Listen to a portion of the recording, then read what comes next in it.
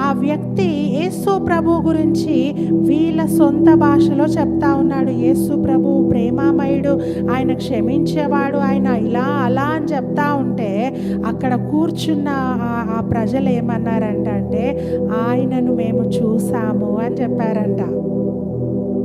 ఎవరిని? యేసు ప్రభుని.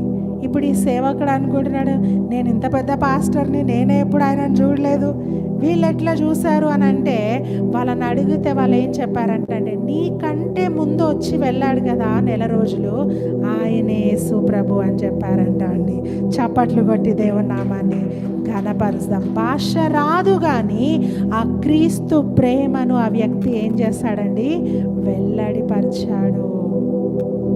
నువ్వు ఉన్న స్థలంలో నీ చుట్టుపక్కల వారికి నువ్వేం పంచాలి? ప్రేమను పంచాలి.